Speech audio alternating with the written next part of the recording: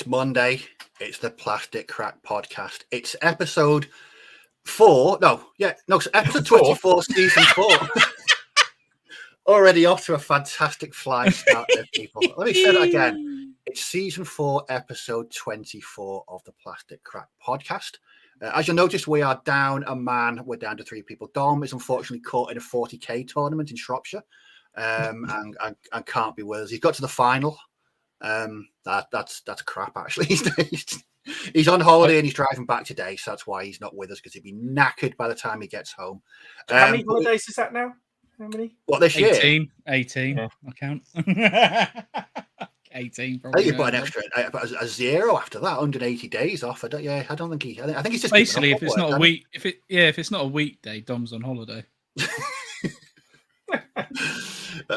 Dom, you can speak to Ken about it, the abusing the holiday fund.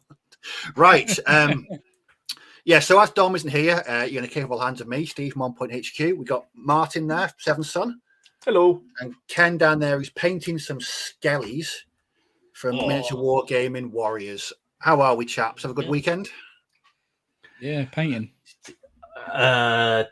Yes and no. Although better today, because I know there's one person in the chat that at least appreciate it. I've just finished a really big report that's taken the best part of 7 years of different of other reports and toil to get done. And it left my computer today. Probably going to be coming straight back with some comments on it, but it's left. So I was happy. So today was better than the weekend, really. Oh. But yeah, did you have a better? Actually, no, that's a lie, actually. I had an awesome weekend. I always said that. It's been generally quite good all round. Martin, what were you meant to do the weekend? I can't hear you. You keep breaking up. What did you do at the weekend? Me? I'll talk about it when we get to my things. It's all wargaming related. Okay. Martin, tell everyone what you're drinking, because I'm intrigued by this. I am drinking Beavertown Lupoloid. Which I just picked because it's on the shelf and I like Beavertown beers. And I've just discovered that it's 6.7% and very, very, very dense. And it just says strong. That's all it says. So hopefully by 9 o'clock, Martin won't be fighting with himself. Already gone. Just punch myself in the face. Be like the scene in Liar Liar where he's in the toilet just kicking his own ass. It's very nice. It's very nice. Yeah, I love any Beavertown ale. Is normally very nice, but described as dense. I'll have to try and see if I can find some of that the weekend. I was drinking what time the weekend? I had Riffle, which is 7%, and Jaipur do an IPA as well, and it's lovely. Really, really nice. I'm not too keen on normal Jaipur, but the IPA is really, really nice. Anyway, beer aside, Ken, how was your weekend, mate? Yeah, it's good. Very good, thank you. Got painting done, which is nice, which I'll be able to show off in a minute. It was enjoyable. Let's put it that way. Any dodgy beers? No, I didn't have any beer actually. All weekend, no beer. Dreadful, wasn't it? I don't know. I think you get some carling or something. No. No, I had a good weekend. I spent the weekend painting and I made a video, so quite productive for me. I was quite happy with that.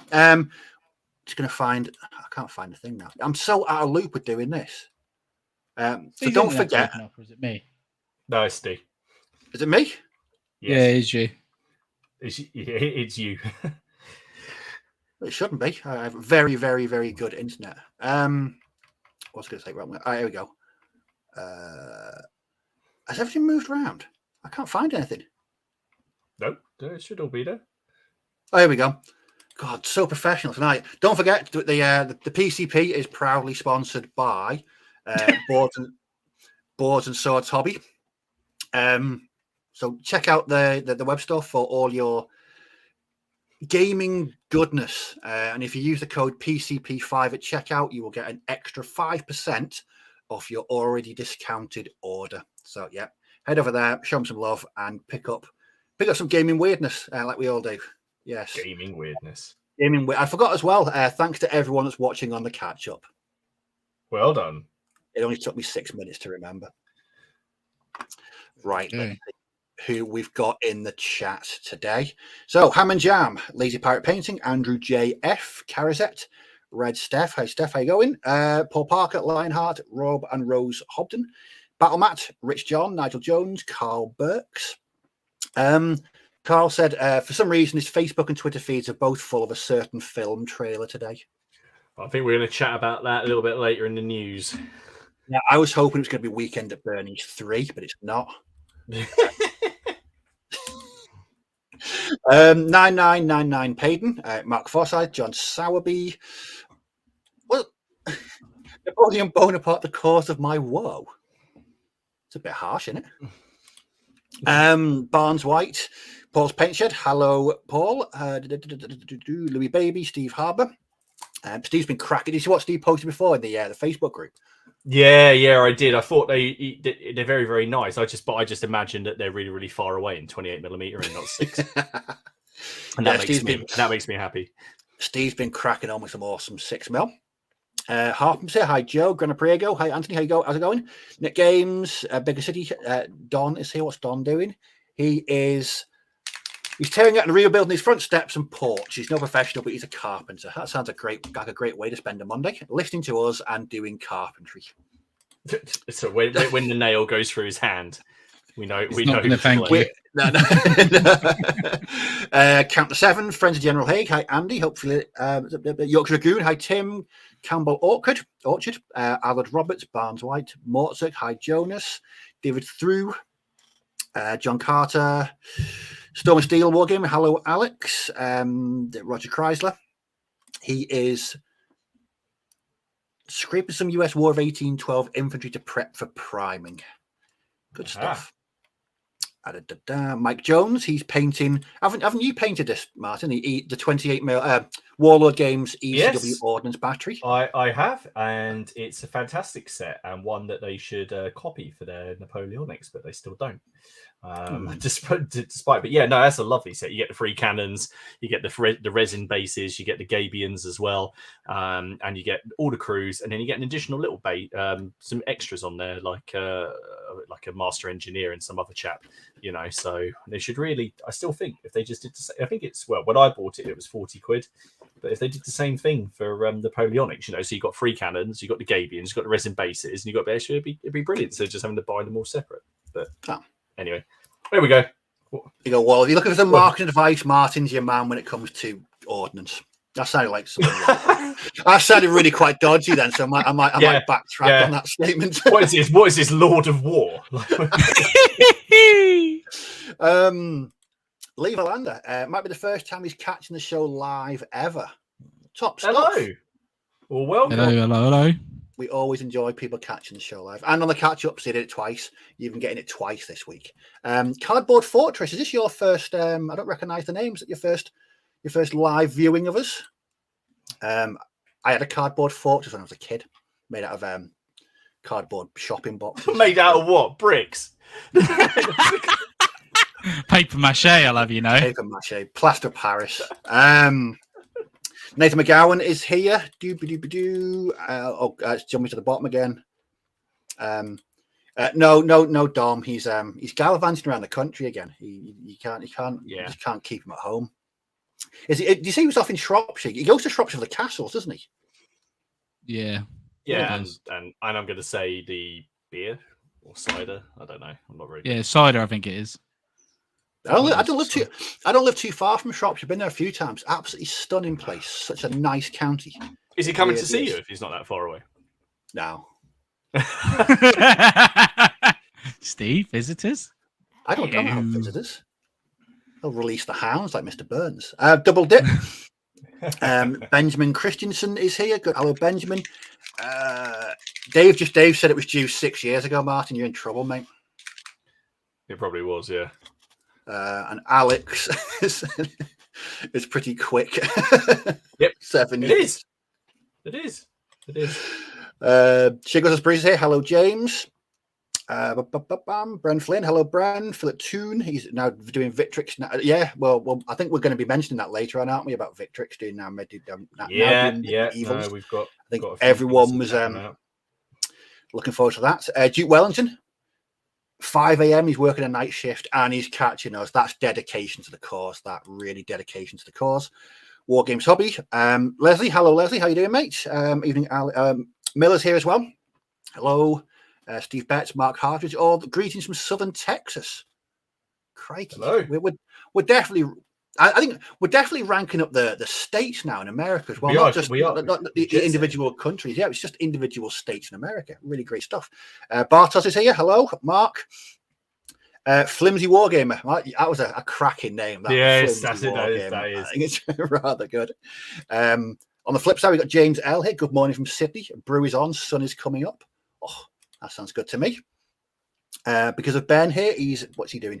He's building a 40k capital ship for boarding actions.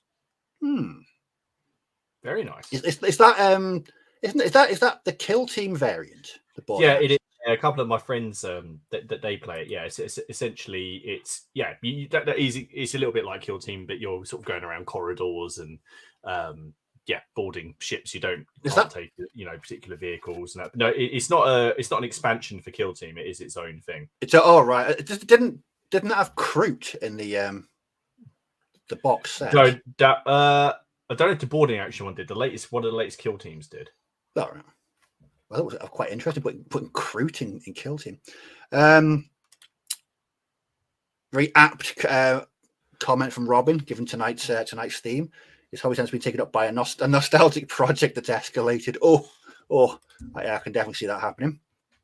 I think we are almost at we're almost at the bottom. We are at the bottom. So before we.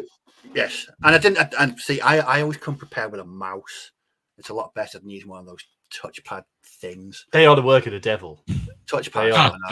I know. I don't like using them. I really don't. But sometimes you have to. But not tonight. So just to touch on tonight's subject, hobby nostalgia, the good, the bad, and the bloody awful. Why do I have a feeling we're going to miss out the first two, and it's just going to be bloody awful? I don't know. It's just something. Just to briefly touch on it and why I came up with this subject. It's because of the release of Epic that we touched on last week that me and Ken waxed lyrical about for about 10 or 15 minutes. And poor Dom was sat there with just this vacant look on his face, like he didn't know we were talking a different language or something. He didn't. No, he wasn't too happy, was he? He wasn't understanding any of it. And then I was also going through the old Rogue Trader book again, and it was those rules. I thought if I was to play those rules today, it'd probably drive me a bit funny. So I just thought there's plenty of charts in the old 40k rule book. So I just thought we, as hobbyists and gamers, we're a nostalgic bunch. We do like to wallow in halcyon days. Oh, they were good times, they were better times, and sometimes they weren't better times. Sometimes they were bloody terrible.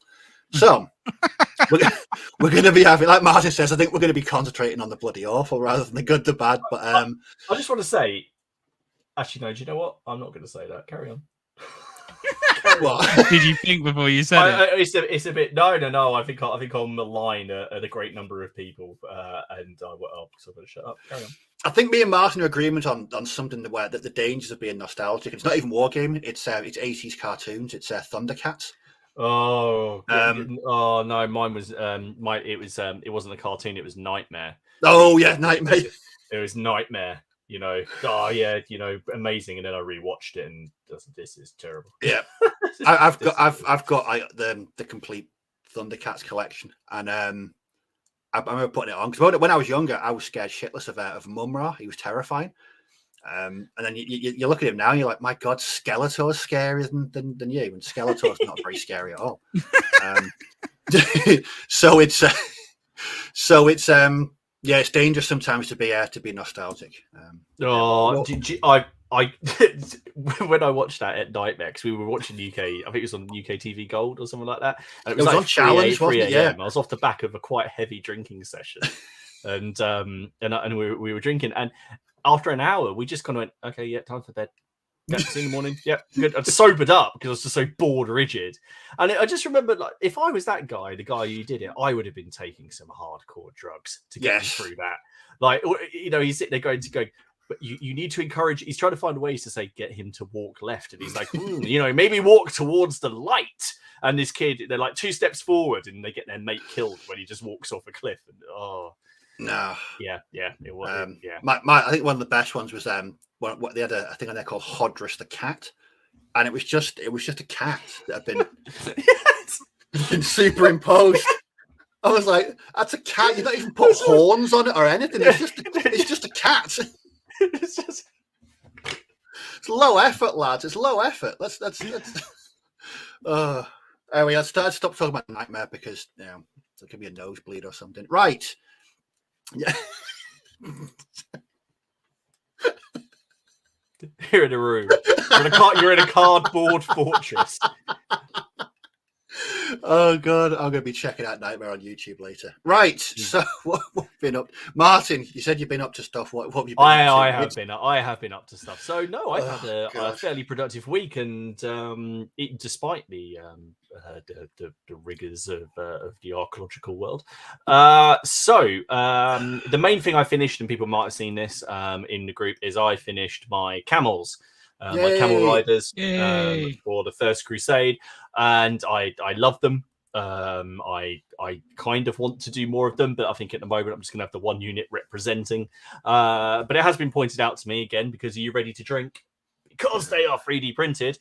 Although I don't really want to drink more of this. Hang on. That is well heavy. I could create quite a nice camel baggage train, because the guys are obviously separate, so I could create a nice little baggage train of camels. And all I've got to do is print off some camels, put them in really, really hot water, and bend the heads a bit, and I can have some camel casualties on top of these casualties, which are sort of in the unit. Like I saw those. Poor camel. Tell you what, it's lucky. It's just as well Peter don't watch this stream, otherwise we'd be well in trouble. There would be problems, but no, that model was they were just great fun to work on. Just something again, a bit different. I quite like this guy who's been thrown off the saddle by the. But I didn't realise it again until I printed it. No, it's not just because it's a print, but because of the metal. You can see the guy had actually modelled the head of the javelin coming out his back. Oh yeah. So that was just a nice little touch. The javelin itself that's separate. It's just got an open hand, and right. Yeah. I just popped a bit of brass rod in there to cover it. But yeah, they were really, really good fun to work on. I decided in the end they were meant to have little like bucklers, kind of shields on hand holding the javelins. But I just thought there's a lot of detail there, and I just thought it's just more fun to have them like that. So yeah, that was that was one of the main things I worked on. I'll do that one last.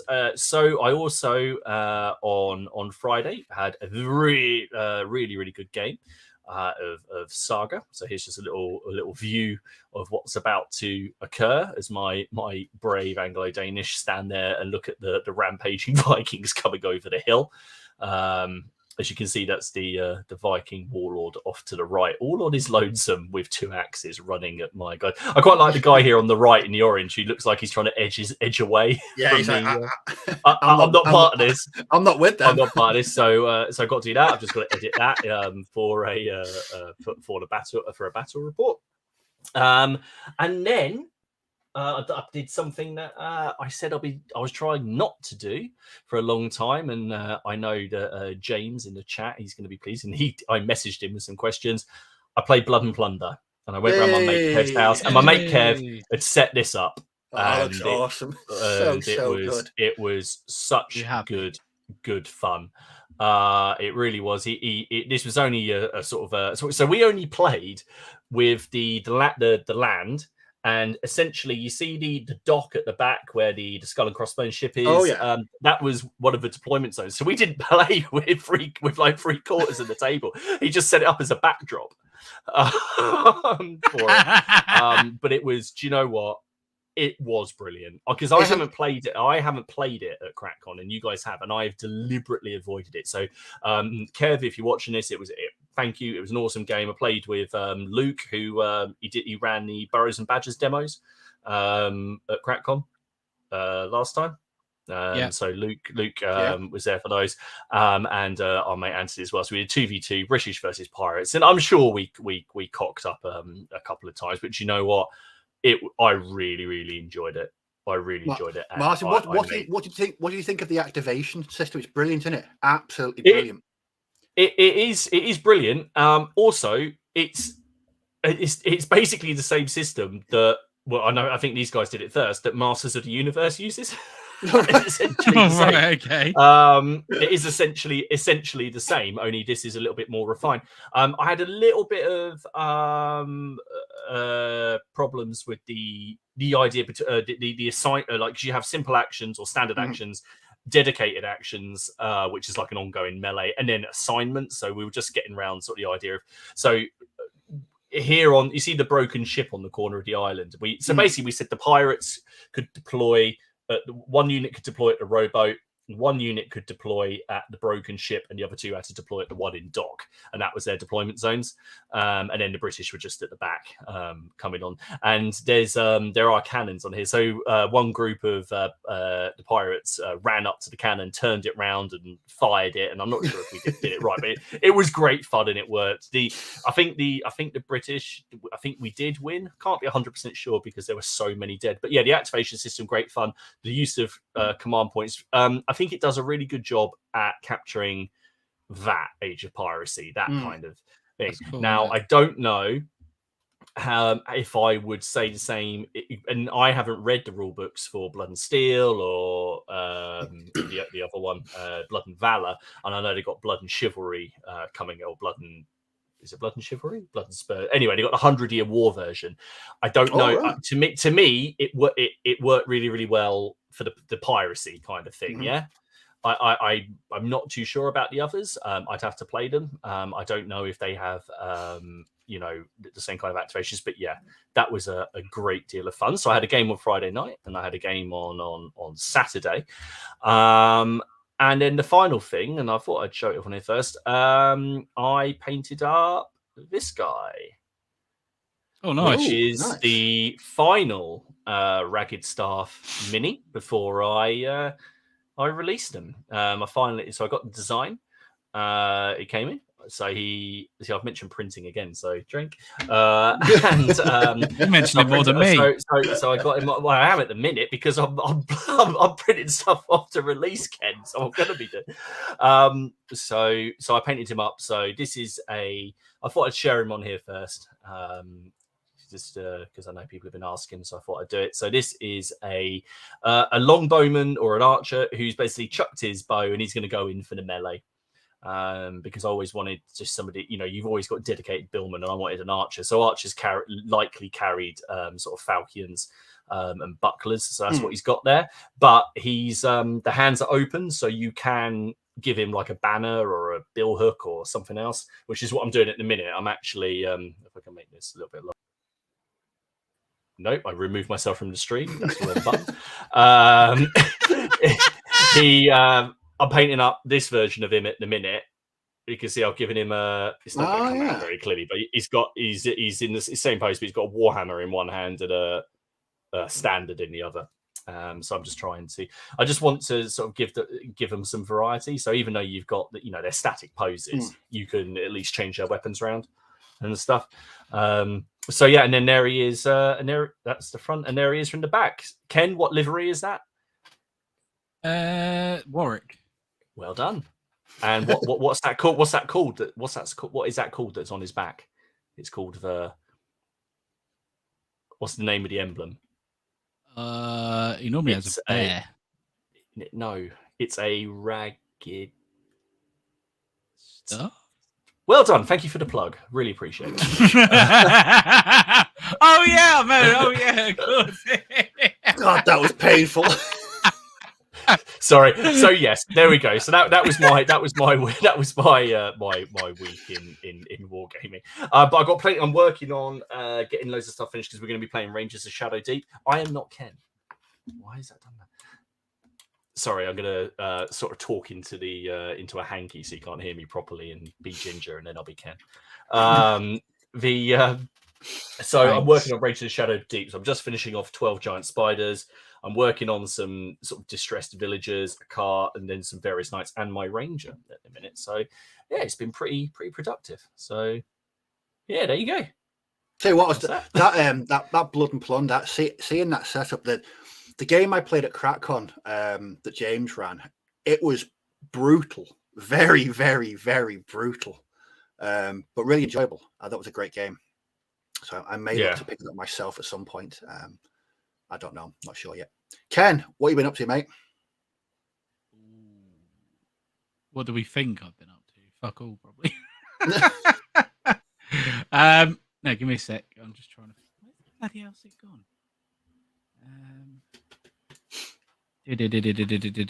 Oh yeah, I've got it. Yeah, it's fine. So yes, after my week, sorry, I just what are you laughing at now? Camels are just reindeers with better marketing.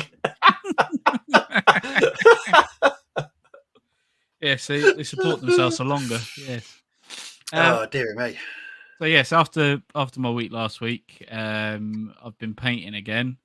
I don't think I did as much this week, or you can decide. So first thing I decided to paint. There we go. Another set of 20 dwarfs. So I did another 20 dwarf. Yeah, so I did another 20 dwarf warriors. I even did the eyes on these ones. Crazy, isn't it? Ken's definitely been kidnapped. Let's send out a rescue party for the real Ken. You recognise the board, Martin? Because I do recognise that board. That's had many fine games played on it. You see that sand colour. I reapplied that pigment for that beach so many times. Because it just never worked until I used the AK one. And, right, it's finally stayed. Works really Glad nice. you appreciate it. Yeah, cheers. Good for taking pictures on. So then I did another 20 dwarfs, but this time with the minor variety. So decided to paint them up. They were quite good. I quite enjoyed doing them. Again, this is all for 8th edition fantasy. And then I decided to do a grudge thrower as well. Some more dwarfs, so that was good fun. It's definitely a dwarfy theme going on here, Ken. I'm seeing the theme here, mate. I really am. Yeah, but I didn't stop there either, Steve, because I've just finished painting 20 skeletons. They very nice. They didn't have separate feet, did they? Have you done unit fillers there with gravestones? Yeah, I have. Yeah. Yes. Yeah. So these are all 3D printed. So yeah, take a drink. So yeah, they were all one part, Steve. So that's good. That's good, isn't it? There's no gluing involved. Well, no separate feet. That's like music to my ears. That I like. My favorite was definitely the banner bearer where he's coming out of the ground. That was definitely cool. That was my favorite guy. I enjoyed doing him. But these guys that I've done here, these are quite like they took longer than I thought because they had all like the extras like the cloth and all that sort of stuff. I wanted some like 90s sort of themed skellies, which I've now found some 3D printed versions. That's an orc one there. So they do. They actually don't. It's not just humans. No. Good. Or one of my dwarfs.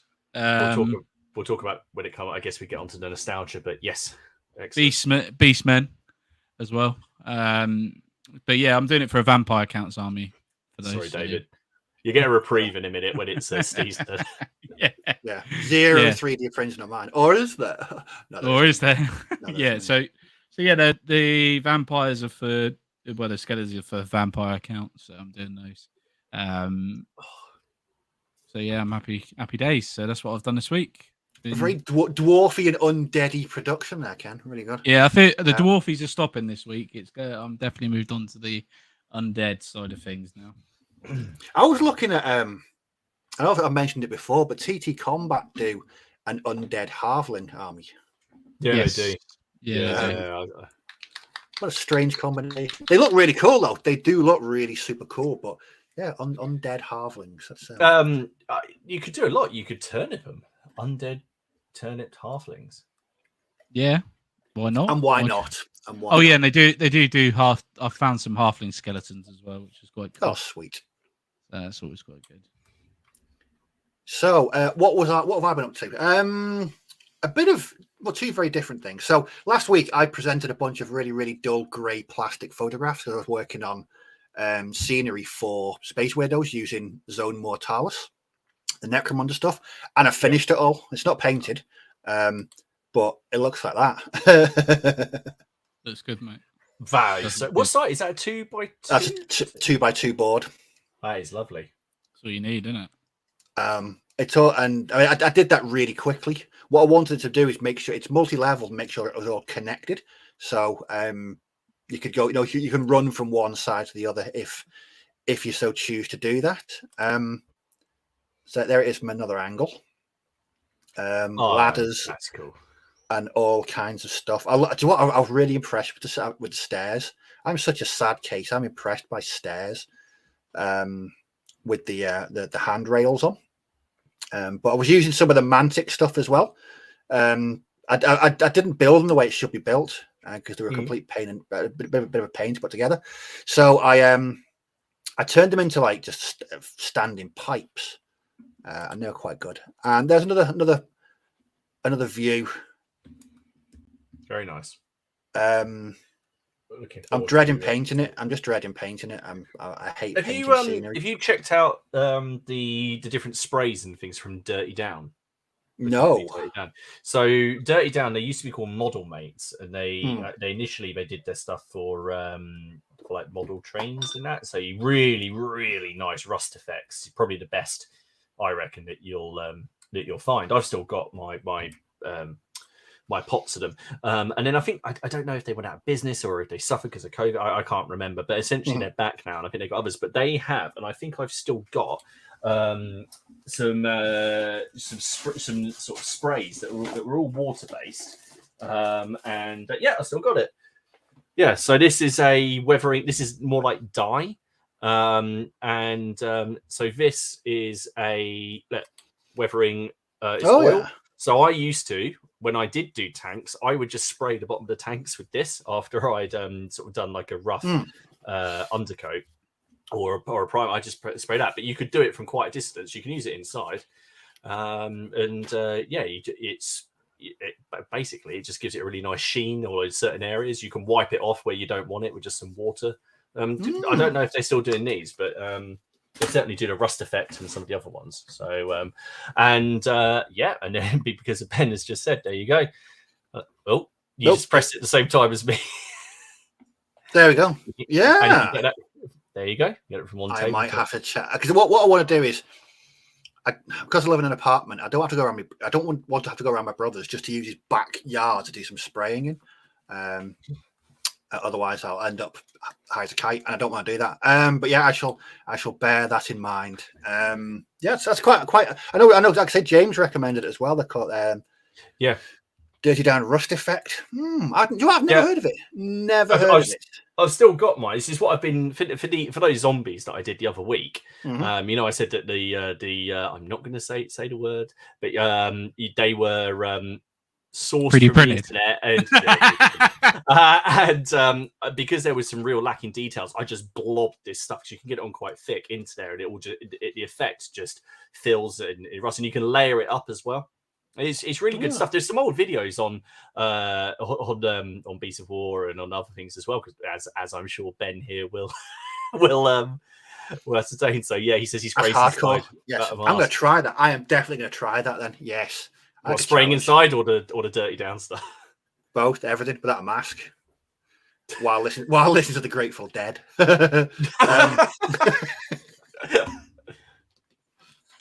Okay, so moving on from that, I finished some more Turnip 28. I finished a new regiment. Yes. So I'll start off with let's get onto the terminology. Fodder are your standard troops, your standard grunts. And that's my first unit there. The real reason is that that Dom isn't here is because he found out that we were going to be putting these up, or Steve. He's not here out of protest. Yeah, he's on. It's too much Turnip 28 on display, so he's not here.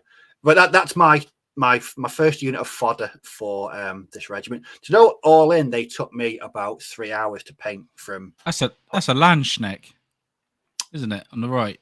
No, I don't know what it is. It's the Napoleonics. Yeah.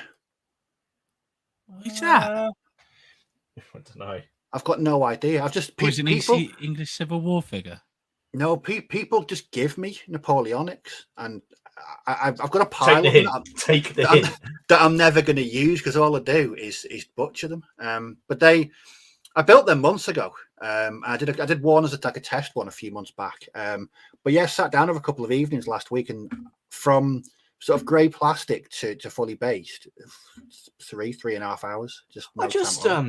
They are fantastic looking. I just remembered, Jim Reaper. He's not in it. He did this, yeah. But he did that for Black Powder, didn't he? Yeah, and I just suddenly thought, can't he just use them for Turnip? Exactly. Jim, if you're listening, mate, please. I need somebody else to play Turnip with. But yeah, I stole the. I stole the idea. I did steal the idea of Jim because I think we're his Prussians. I think it might be his were Prussians, and he said he was inspired by Eddie from Maiden to basically get that traditional trooper Eddie to get to create an army like that. I just thought it was dead good. So yeah, all I did was I did some tufts for their roots. I bent up their bayonets, and then I painted them really, really quickly. The second unit was one that I tormented Dom with last year because I said these were classed as Napoleonics.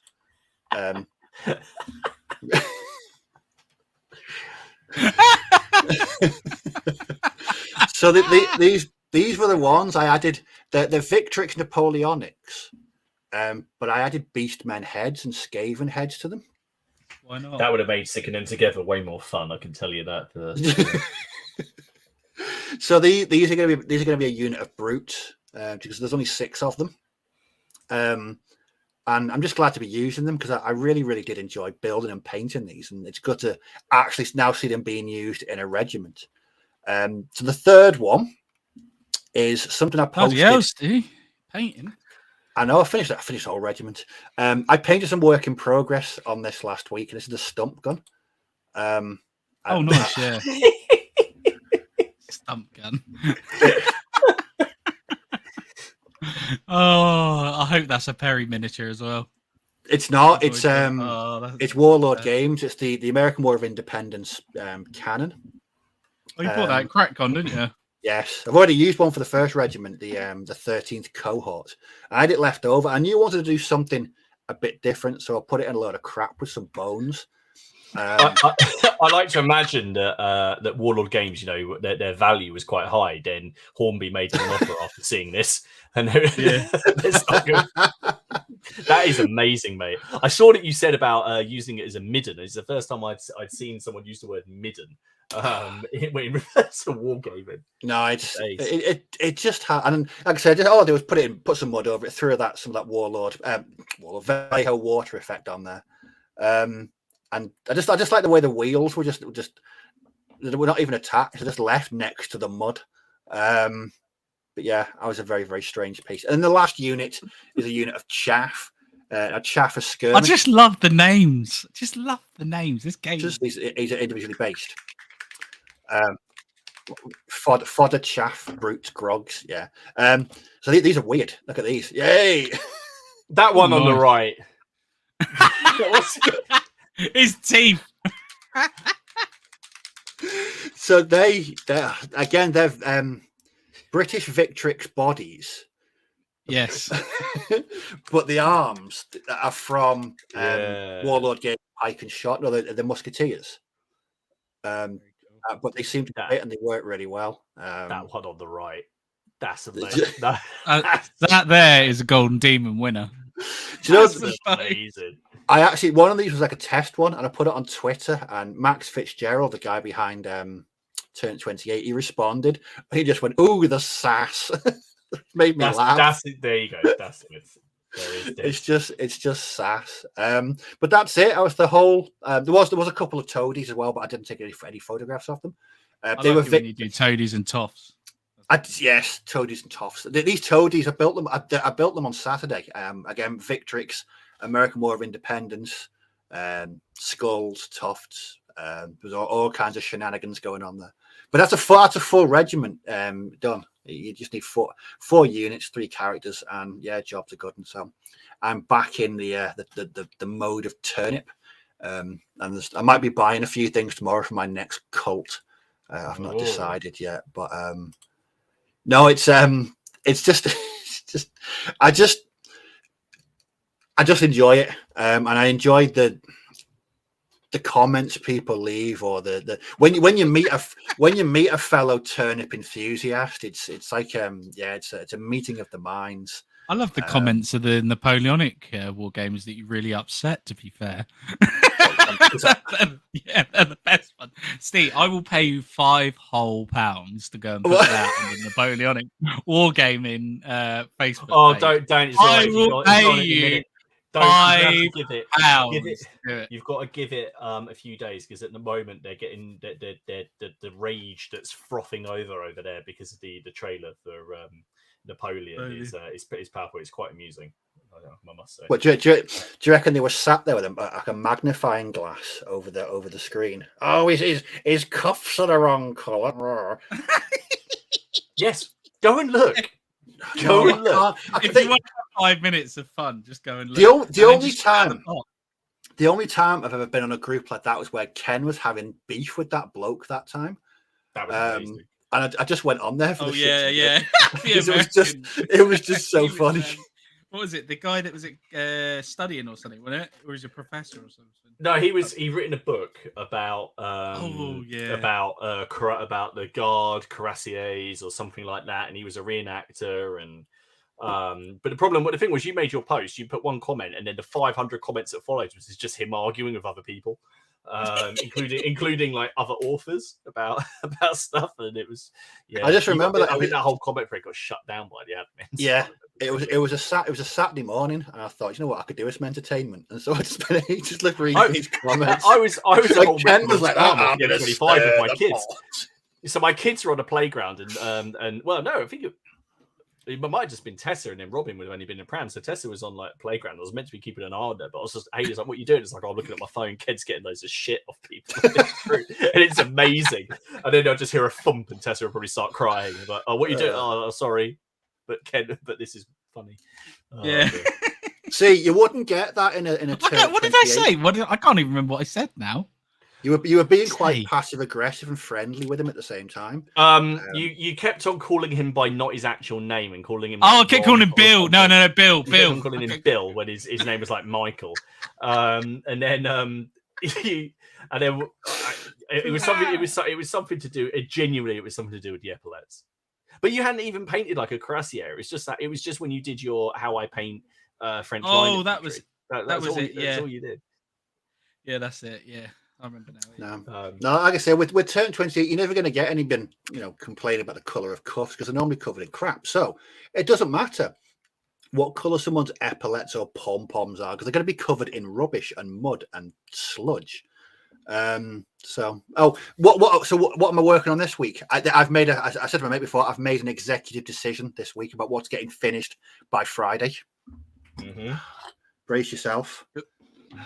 French drama. Your internet is really playing up, Steve. Is it? Yeah, I don't know if it's worth you doing your router or like resetting it. I don't know. No, it seems to be. I know. No, you're not downloading anything, are you? No, it's on really good connection speed as well. I blame StreamYard. No, I don't blame StreamYard. It's just me. I'm going to fit. I've got 2 left. It's my Blood Bowl Orcs. Oh, really? Are you actually going to finish them? I thought I had 4 left to paint. I haven't. I've got 2. That spurred you on. It spurred me on. I honestly thought, because the other 2, there was a Black Orc and a Blitzer, and they're painted, just not based, and they haven't had their numbers and positions put on them, but they're finished. Hey, done too. Hey, so there we go. I'm down to 10. That, I mean, it's taken me 7 years to paint this team. I got that late. At least you've done it. That's the thing. I got that late 2016. I remember painting the humans in sort of January, February 2017. But the orcs, it's just why I chose red. And I mean, okay, green obviously because they're orcs, but red armor. Oh God, no! Oh, I love red. I love red. Oh, I love red. But they're almost done, and I need a palette cleanser from what I've been working on recently. But I also dug out this as well. Oh, nice. Okay, that's very nice. Japanese, isn't it?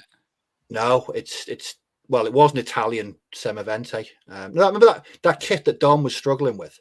Yeah, is that? Well, it's my Turnip 28 version. There's an armored version of Turnip 28 called Swill. Of course there is. And so I made this. I just sat down one night and just butchered the entire. I didn't even look at the instructions. Like that goes there. Do you know when Homer Simpson was making his barbecue? That's exactly what making this was like. I just everything's got jammed together, and it's a tank for Swill. So I'm gonna be painting that this week as well. Making a start on that Space Weirdos scenery. There we go. Martin takes 7 years to report, and Steve 7 to paint a Blood Bowl team. It's all about the sevens tonight. Yeah, Nurgle would be happy. Did I get that right? Nurgle's 7, isn't it? I think Nurgle is 7. There we go. Thanks for confirming, James. Apparently on YouTube my connection's okay, so it might you're all right on my end at the minute. So it might be a StreamYard thing. Oh well. There's a question that I marked up as well for you, Martin. Me? Yeah. What scale is the footman? 28. Oh, my archer. Yeah. Just he's 28. If you they are comparable with Perry's, basically. They're slightly like a smidge, just a smidge taller, but no more than would be natural. For some variance in height, but nothing. They sit fine next to. I literally thought you were going to go slightly better than the Perrys. Oh, that's a bold move. That's a bold move. Them's fighting words. There. No, of course they're not. Problem with mine is you're gonna make them and go, oh, okay. I just what do I do with the others? No, it's fine. No, the plan would be to obviously I'm just gonna keep. Hopefully, just commission and just do more. I've got lots of things I want to do in other poses and other periods as well. One day, maybe we'll see. We'll see how it goes. Right. Okay. We've all. Did Dom not send in any of his projects? What he's been working on? Has he been too busy? No, of course he did. You can then chat about it for 45 minutes next week. We've killed 50 minutes. I was going to say we've certainly killed the first hour. Right. So on to tonight's chat. Nostalgia. It's good to look back at certain things. Nightmare, Thundercats, Dr. Pepper, Cherry Coke. Oh, Dr. Pepper. What? You like Dr. Pepper? I love Dr. Pepper. Oh, right, good. Yes. Yeah. Could you one of you record Dom's reaction when he sees my tank? Yeah, that'd be quite funny actually. Because to be fair, it wasn't the best model. To put together, even though I wasn't even following the instructions, that the hull was a complete pain in the keister to put together. It wouldn't go together. But it's just as well that I was doing it for turnip reasons, because there's all kinds of rubbish on that. But not the best, and I can see why Dom despises that kit with an absolute passion. Blake 7 as well. I think I'm a bit too young for Blake 7. But I know of it, but I never watched it. So, okay, nostalgia. As I mentioned, this was with the release of Epic on the horizon, and everyone knows how much I absolutely love the old Epic.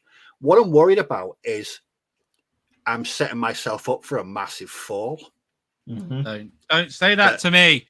that it's not going to be anywhere near as good, or they've completely overhauled it and it's a whole new rule system. Because the original Epic Space Marine rules, they worked and they were great. The orders worked, the combat worked, everything just worked. I have now doubled the number of people I've heard say Keister. One is Steve and the other is Marge Simpson. Great. I'm good company. I'm in great company there. So have you guys ever experienced anything like that? I mean, wargaming, not Blake 7 or have I mean, I'm thinking about it. I mean, that's essentially why I can't be bothered with the old world. And that was after a lot of thought. That if you, because I was actually sort of quite up for it. I've still got some armies, and then the more I thought about it, I mean, I was chatting with Stu quite a bit. I'm sure I know he watches this on the replay. He'll tell you, I was kind of all up for it, and then the more I kind of thought about it, the more I was like, hang on a minute. I think I had more arguments over fantasy than I did anything. I think I met some of the best people that I know and some of the worst people that I've met through that game. And I think I just like, I look back at it and go, that was a really fun time. I enjoyed it when I played that. But I've got other games now that I enjoy more, that I'm playing now, that I don't really have time to do that. I played it, it had its time in my life, and now I'm happy to sort of move on. I saw, as the edition changed, I mean, I used to get so angry about things in that game, not about sort of what people did, but certain rules that just infuriated me. Especially when 8th edition came out, I was raging about it, and because at that point I was very much, I need to play by this. I can't just get rid of it, because you're playing against other people who buy that book and they're not going to let you just house rule it, which is what I do a lot of now. You're played by people. So Ken, I'll tell you, like the initiative rule, I think was the most asinine thing. Well, whoever's got higher initiative on the charge gets to because it can be even if they didn't charge. It's one of the most ridiculous, stupid things. It's just one of the most stupid things to add into a game, because all it did was went, all right, well, we'll just all be high elves, because high elves have got even an archer is charged by I don't know, like a load my Bretonian knight. No, it doesn't matter. An archer, I charged a group of high elf archers with my Bretonian knights. He struck first, so he killed off half the knights. So was that across the turn? Whoever had initiative just struck first. Yes. No. Whoever had the higher initiative, it doesn't matter. So say it was my turn, and so it's a good example, because I had a big Bretonian army, which I sold because they were just, so I had a big Bretonian army, and I charged. Let's say I charge my unit of 24 knights in that wedge formation that give them all those strength bonuses into your unit of high elf archers. Your archers have initiative 5. My knights have initiative 3. So you strike first. So you roll all 10 of your dice, or 12 of your dice first. Let's say half of them get through. That's 6. That's 6 of mine killed. That's 6 less hits. And the big charge that you get, the one thing that they're good at, that you get off your heavy cavalry, that's just nullified. And obviously there are other things that became problematic, like rolling for spells. That was stupid. And in my opinion, anyway. And other bits and bobs. But yeah, that was actually when I packed up playing fantasy. Was with that edition. I was like, this is crap, in my opinion. I was like, this is it. But there was nothing to stop me playing the previous editions, but no one wanted to play them. Other people wanted to carry on with games that were supported, with and play with that current thing. People didn't want to play older editions, and it was very hard to find opponents other than, say, like, the couple of people that you played with. It was just a bit of a pain in the ass. But yeah, the more I think about it, I don't know if I've because the Epic, because I never really played Epic. I had Epic 40,000, and then I just never did anything with it. I sold it, so I didn't have that attachment to it. So I am interested in the new one. But changed my Legion already. Yeah, I don't really know. What about you, Ken? I mean, do you like nostalgia? I mean, you're painting up. Well, but the thing is, you didn't play fantasy at the time, did you? So you don't have. This is all new for me. You don't have that nostalgia. You don't have that sort of. No, I've got that hatred that I have. No, but I've got that initial. I get that initial when you haven't seen a series on the telly and you tell someone about it and they get to do it for the first time. So this is my first. This is my first time, so it's the excitement factor for me. And that's why I'm doing skeletons, because I listened to you lot last week, and I thought to myself, because obviously I went into a massive painting ruck, didn't I? And I wasn't painting anything for ages, and I thought, what do I really want to paint? What do I really want to do? Oh, I've got my Lord of the Rings. I've got that other stuff. And then I thought, no. What do you want to paint? Well, I really want to paint some skeletons. Why do you want to paint some skeletons in my head? I'm thinking, because I want to do a vampire counts army for the old world. Because I really like the idea of vampire counts. And I've read the book and I really enjoyed it. Why have you not done it? I don't know. So then I just thought, oh, why don't I just paint vampire counts? And I started printing them, and now I'm very happy. But it's not a nostalgia. I don't know. Is it a nostalgia thing? Because I'm jealous that I missed out on that original fantasy thing.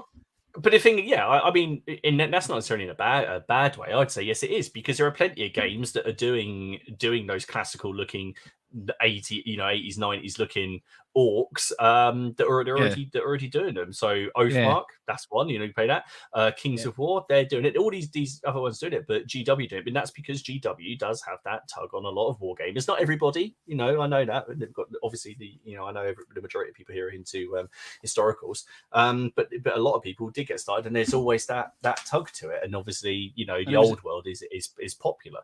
Well, I did have the this is nostalgia really, because my cousin used to have vampire counts and whichever army he had, orcs. Yeah, vampire counts and orcs. And if I used to go over there, he's older than me, but he used to get his vampire counts army out, and he used to be painted. He had a black coach and some grave guard and skeletons and zombies and all that sort of stuff. And I'd look at it, and I guess that triggers in my head to think about it now when I I always wanted a fully painted army, but I was younger. So I was only about 12, 10 at the time, and it wasn't something that was achievable. But now it is. Yeah. So just to have that. Yeah. I think back a memory. I mean, I don't know because again, I have really fond memories of playing Necromunda. I mean, admittedly, it is GW, because that as a teenager, that is what I played.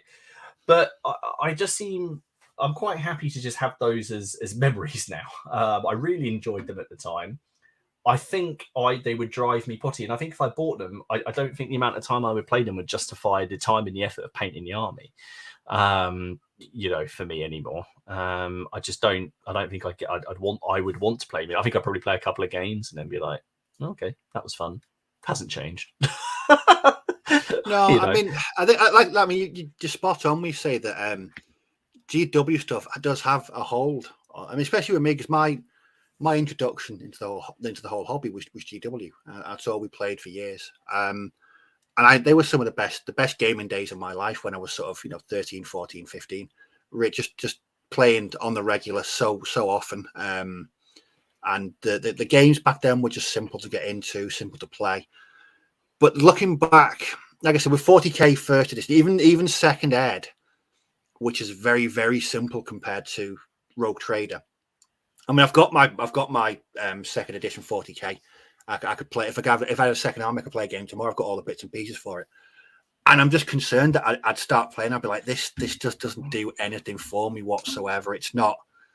There's no oomph to it anymore. And I think sometimes it's all about it's about with Necromunda. It's of the moment. And sometimes it is hard to replicate that. You can. I mean, I think there might be a danger of if I was to start playing Rogue Trader 40k tomorrow, I'd be like, bloody hell, I hate this now, and just sully all the good memories I had from my early teens when I was playing that game. Yeah, that is a fear for me. I feel the same way about classical first edition D&D. People going, oh yeah, I played those, and I sit and I think about it and go, look, I had good fun with that. Was it that good? There wasn't really that much you could do. You had to make up a lot. There was a lot of arguments, I look back on it and go, it wasn't really that great, was it? It was great because at the time you played it and you had to make a lot of stuff up. But now you made memories with friends, didn't you? That was what. Yeah, exactly. And I think that's it. I mean, don't get me wrong. I'm really enjoying watching all these old world projects like yours, Stu's. I'm really enjoying watching it. And I like I said, I had ideas about it. And the more I thought about it, the more I thought I'm just doing it. I will just be doing it almost for the sake of it. And as I said a couple of weeks ago, I personally don't think the old world for me as a setting is anything particularly special, because it's a very, very typical fantasy setting. It's very it's very cliched, and I know that's part of the point. I do get it, but I actually think what they've done, and I don't necessarily think they did it the right way, and I'm still not going to play it with Age of Sigmar, and they're actually going against tropes and that, I think is actually quite clever. It doesn't always work, but at least they do it. At least they're trying to do something a bit, a bit different. And look at it, that game is far more popular than fantasy ever was, because they're not getting rid of it. So, I think recently that it's not really a tabletop gaming thing, but two board games that I've played in recent years that, again, nostalgia. The first one was Judge Dredd, the board game. Now, I first started playing that at our local club in about, 92. The only reason we started playing is our game of 40k finished dead early. We had an hour to kill, so someone went into the dusty old cupboard and came out with this copy of the Judge Dredd board game from 1981, 1982.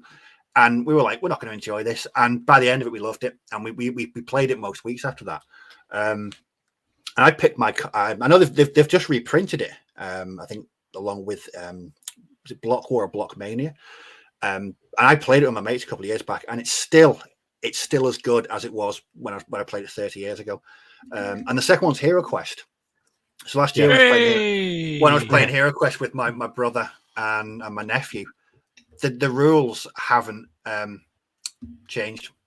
It hasn't changed, and it's just like I was playing it 30 years ago. And it was just I think that was different from tabletop gaming because it's a board game, and board games hold a bit of nostalgia anyway. But I really did enjoy it, and it's good to see that the expansions are out already as well. Yeah, most of them. So yeah, it's I think that's nostalgia done properly. They haven't changed it, and luckily,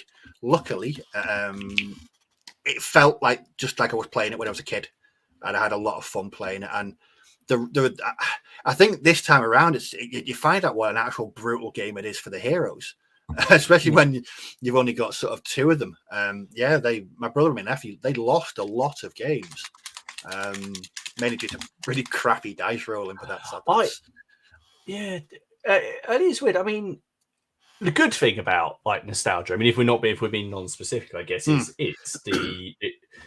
that when they do these board game re-releases, such as things like Hero Quest, or I'm trying to think of one that I've been interested in, struggling. What's the GW one? Didn't they re-release? Wasn't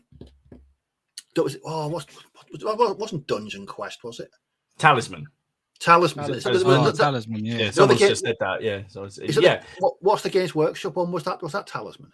Yeah, now they've done Silver Tower, haven't they? Which is okay.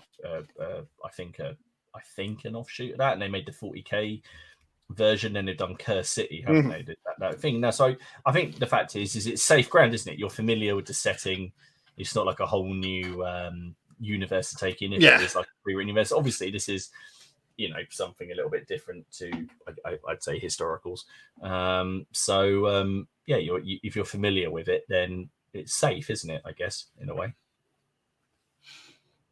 What was I going to say? Okay, so the bad. Now this keeps coming up whenever, and it was mentioned either last week or the week before. Is it a game called DBA? Yeah. Right. Can someone explain to me why nobody looks back on that game with much relish? I think if there's a couple of people in the chat that I'm going to I'm not going to call them out, but I'm sure they will. That's why I wanted Dom here, because I know Dom's had. If you mentioned DBA, he gets a bit of a twitch, doesn't he? He goes a bit funny. Yeah. Okay. He just said it was too long, too technical, didn't he? That game. Too. All right. We got two. So we got Andy saying that DBA was brill, and then we got Alex saying the problem was Alex saying the problem was the rules.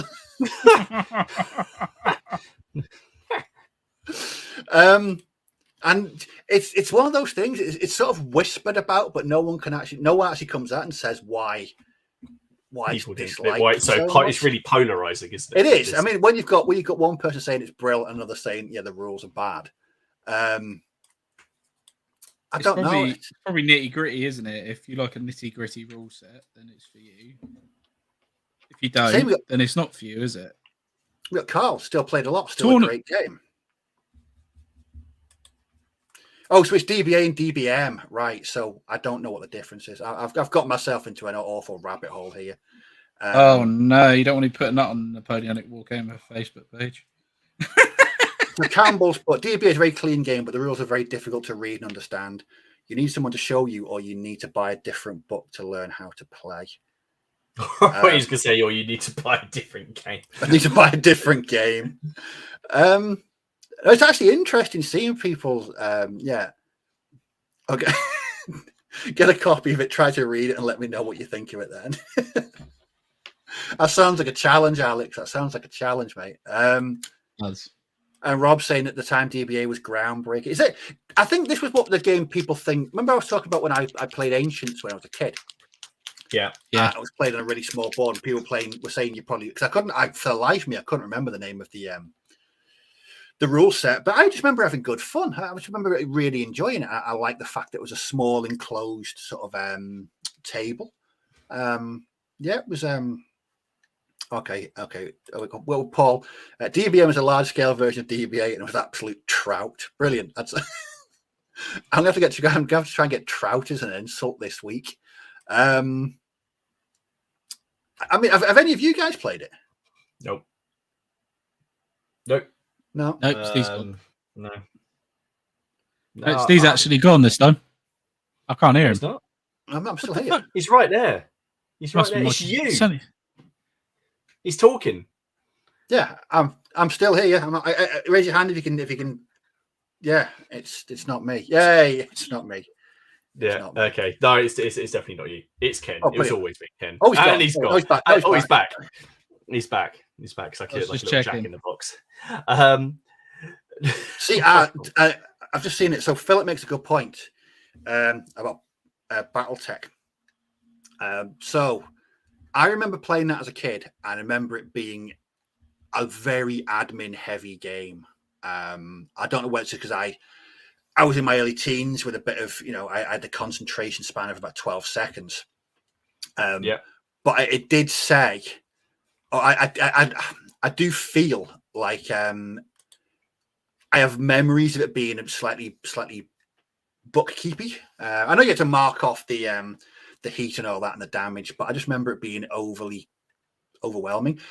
And that's why I've bought some BattleTech recently, and I really want to get back playing it. But again, it's another game where what I don't want to do is get all the stuff, sit down, read, and go, I don't like this anymore. Because I can think that there's nothing worse than doing something like that. Did any of you guys play BattleTech? No. Yeah. I never did the BattleTech. I mean, I played the that was MechWarrior. I played MechWarrior a lot on the computer. Oh yeah. But BattleTech never. That just kind of passed me by. I don't know why. It just did that one. Like I said, when I mentioned when I bought those ones of the week, I never owned my own BattleTech miniatures. I was had to borrow the people who were playing it. And I always wanted to paint them. And again, it was just good. Again, that was a nostalgia. That was a nostalgia thing. BattleTech purely to have a bit of a time travel back to 92, 93 at a local club. Starfleet Battles. Anyone ever played Starfleet Battles? I'm assuming that's Star Trek. Nope. No, I never played that.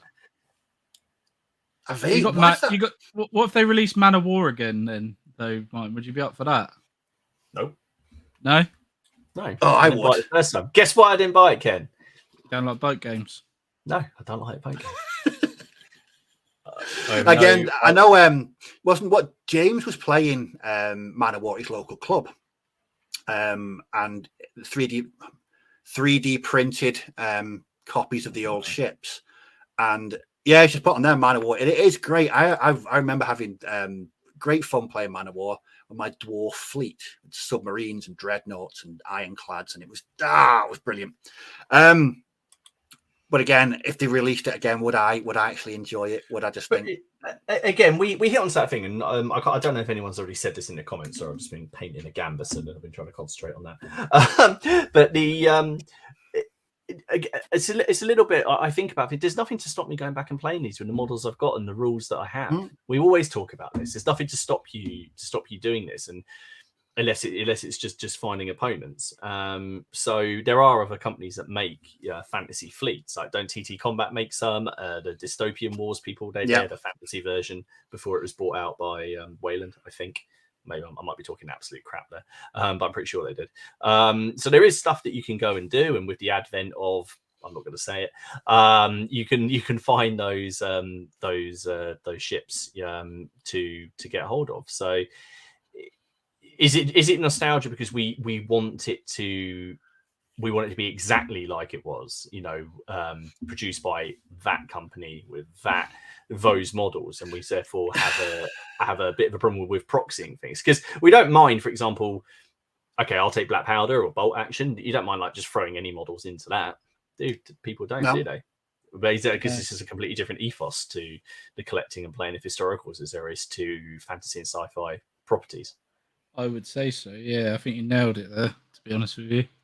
I'm looking for, like me, they're 3D printed, but I'm looking for models that are like based around, say, 90s, 80s Games Workshop style figures. You can't get hold of them. Yes.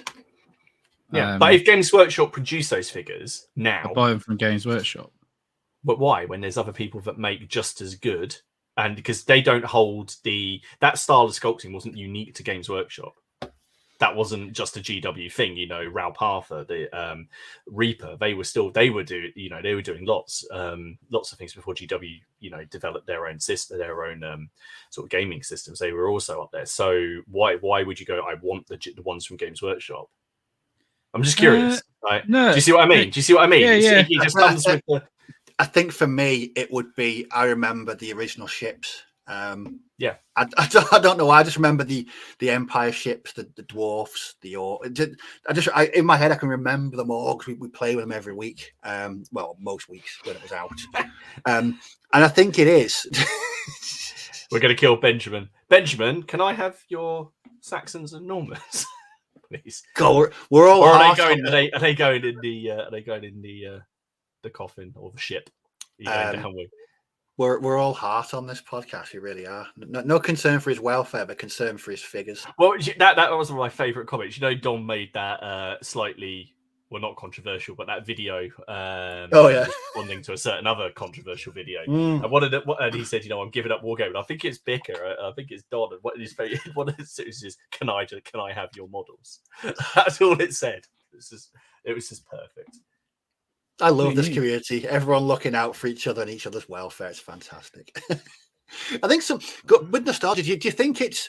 I think for me, sometimes it's not the game per se. It's the time. It's the moment. For me, I know I always hark back to our games club in the 90s, and it was getting into the hobby, playing all these different games week after week. Whereas now, if I want to get into a game, I can go and buy it tomorrow. There's no. I think there's a lot of ease of access into games these days. Whereas years ago there wasn't. I mean, there was no internet. There was nothing like that. There was no real community. It was just basically a local club, and that was pretty much it. So I think that's one aspect that I'm not nostalgic for, is the sort of the silo based we were years ago, that it was just your local club, or if you went to your local Games Workshop or something, you have a couple of games there. But I think now the community has just expanded so much through social media. I think it's just a great part of the hobby, and it is. I wouldn't change any of that for the world. Yeah. I really wouldn't. I mean, let's put it this way. You said, what's the good, the bad, and the ugly? So if that was about, so what was the good thing about nostalgia? It would be memory. I get, the memories. That's the whole point in nostalgia. But I guess also the fact that it's something to compare current stuff to, understanding. The bad things about nostalgia, nostalgic gaming, there's plenty, you know, are you cutting yourself off by doing a nostalgic project? There's plenty of new games and new developers and new companies that you're cutting yourself off there. And the bad, 8th edition fantasy. There you go. Or there you go. Can I say, because I never played fantasy, Martin, and I quite enjoyed playing fantasy. Yeah, but that's because but Ken, that's because you're a knob. So so it's to be fair though, the new game's based on 6th and 7th, isn't it? You don't know that though. Yeah, they said yeah, but that doesn't mean they're not going to have that same stupid initiative. The whole thing was that doesn't mean anything, and that was when it still started. The 4th, if you want to do something good, do 4th or 5th. That's the way to go. When you had was it the Island of Blood? That was the start of the 5th, wasn't it? I remember that. Yeah. And then before that, you had the Empire versus Goblin starter. Yes. Oh yeah. Oh yeah. Remember? Yeah, but I think the one we played was High Elves and Goblins, cardboard dragons.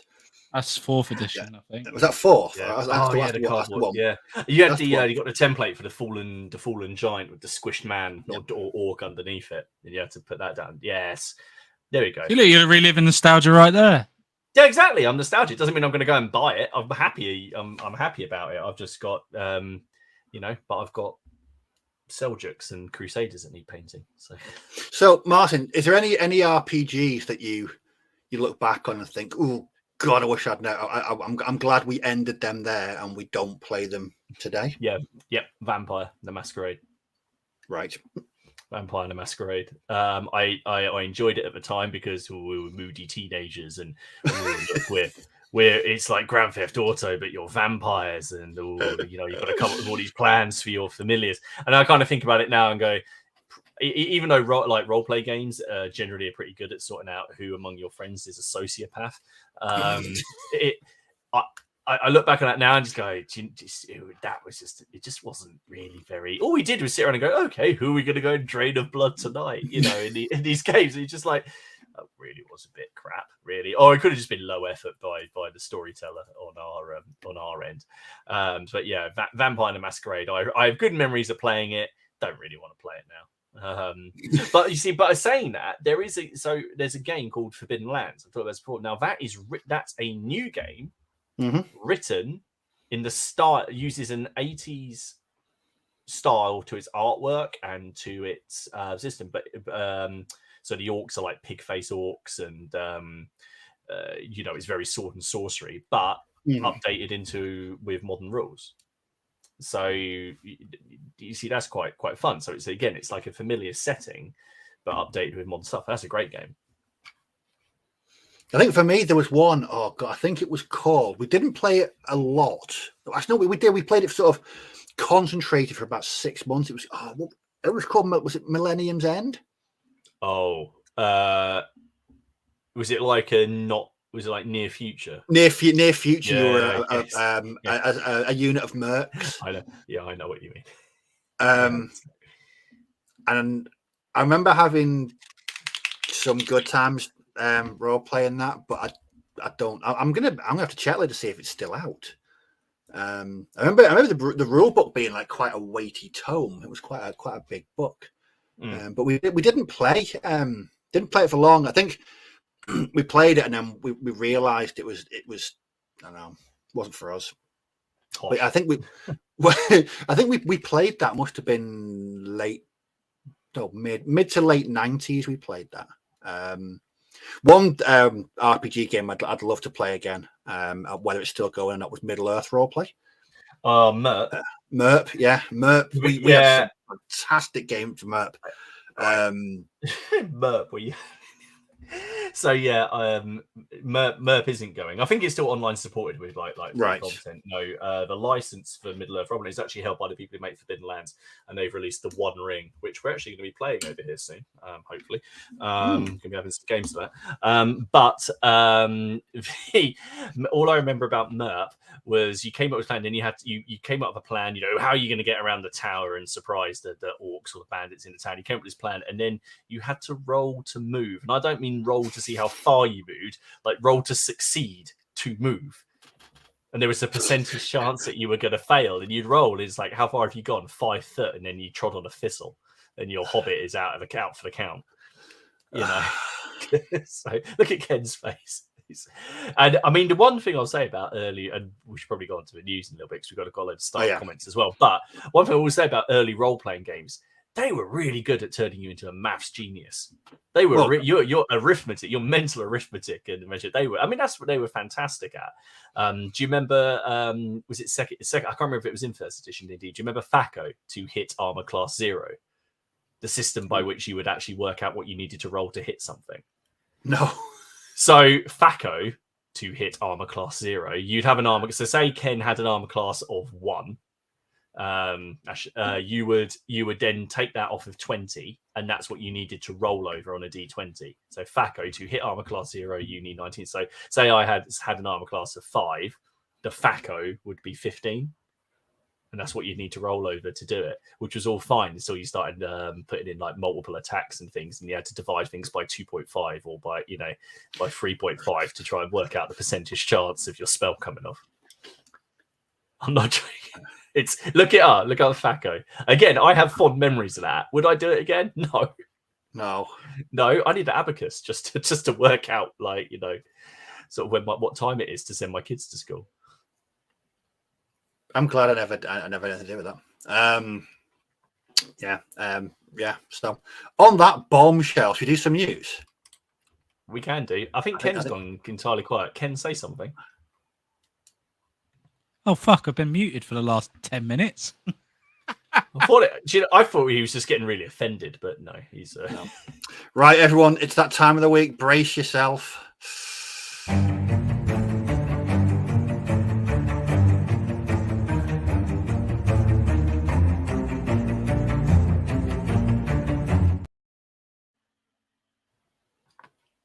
This is where Dom would normally do something, but okay. Have you guys seen anything, or do you want me to? You can lead. I know of news. I was too lazy to find news. Right. So 1 second. Let me just bring up the some of the stuff because I kept the information on my phone. We'll go with one of the big things is that Victrix Miniatures have announced they are now leaving. Well, they're not leaving the Dark Ages, but they're now branching out into the medieval period. So looking at things sort of like 12th century plus, and there's a lot of very, very excited people. They've already said that they're going to be obviously looking at those classical 12th, 13th century knights that everyone sees, and also the Barons' War kind of period. They have infantry sets in mind for obviously for sort of European knights. They also are going to be doing sort of Islamic armies. So we've got here's a couple of little renders here, and they've got a lot of plans. Now I am obviously very, very excited by this for two reasons. Mainly, one is because it's just going to add to the growing number of things I can put in my Crusader armies, and also I want to do the Barons' War, and I've not sort of started it yet. But you're going to, get this is very much that period. So this, I get, you're going to get like 12 knights if they carry on doing their same packs that they do. So you get 12 knights. Barons' War, you need like 4 in a unit or something like that. So you're not going to need the whole lot. Split them with a mate. I think there's a lot of chance here. What about? Do you reckon they could get some tufts on them and return it? Yes, yeah, I can see them with a plague mask. It'd look quite good. Anything with a plague. Anything goes better with it. I've got a plague mask in my hallway.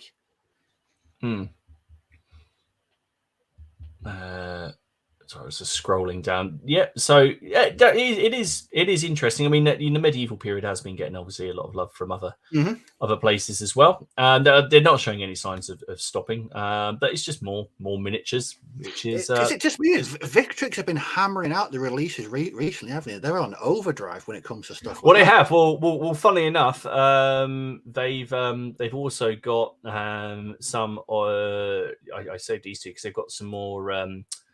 World War II stuff in their 12 mil. Oh, yeah. So there is these, which is the Soviet SU-76. Two, I think. 76. I'm going to say 76. SU-76, I'm going to say. Come on, someone in the comments say who's right. Ken says 72, I say 76. Neither of us. Probably no. Which is quite cool. Now, these are 12 mil, aren't they? Yeah. This is what Dom was originally going to do his O group stuff in, and then everyone else did 15, so he sold all of his. But I thought you might like this, Steve. So I was on there on the Facebook page, and they had their pack. Oh, I quite like the. Oh, that is nice. That's 12 mil. Crikey! I was right, Ken. It's a 76. There you go. Sorry. Oh, that is nice. And there we go. I won't be right ever again about anything World War II, so I'm going to hold on to that. I won't ever. So anyway, yeah. So yeah, as you say, Victrix hammering it out. Our old friends, the Perrys. Now, Don would put these up, and he would use terms like empty wallet, moist, bastards, hate that kind of stuff. But the Ottomans. Now, we did when we went on someone's stag do, we were chatting about these with them. And I believe he was painting them up at the time because I think Dom might have got a little sneaky peek. I don't know. I might be lying. Dom might have got a little bit moist. It's all right. It's all right. It's Steve's channel. But yeah, so very, very, very nice. And they've also got some irregular infantry as well. Oh, no, I like that. Very, very nice. So very, very good. I mean, I'm resisting. I am resisting at the moment. But you see, again, I think this is something I'd prefer to do for rather than black powder for something like sharp practice or for Shakos and bayonets, and have like a much smaller, sort of more skirmishy force for them. Warhammer 40,000, the rulebook, and a whole bunch of smaller starter sets other than the really, really big starter set have come out. So for those of you who like that, now there were so many pictures, I just got one, which is the rules. You're not messing around there, are you? No, I approve. I like a Terminator. There you go. It's there it is. So those are coming out, but they have got some interesting little starter sets where you just get like 10 models, 5 Marines and 5. Other. That's something I do actually.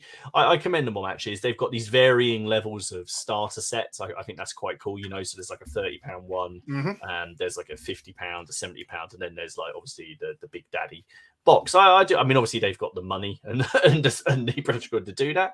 But I think that is actually something quite good. So you can actually just try the game out on a really, really small scale. And if you hate painting miniatures or anything like that, you haven't wasted loads of money. Still wasted some, but not loads. That's why I know they're pushing combat patrol now. So is it 5 or 750 points? And you just buy that box. So, you buy the box, and that's it. You don't have to buy anything else, and you do make really good savings on that box. So.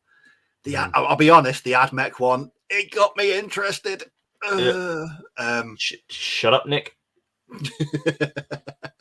I've got a red card here, and I'm not afraid. No, he's not afraid to use it. There we go. He's got it. That's exactly what Don would have said. Trouser fire. A trouser fire. A trouser fire. Look at that mold line. Which model are we talking about? Which model, James? Which model? Other ones, other things that have been floating about. To be fair, I actually saw this one a bit on Piece of War. So I put this up.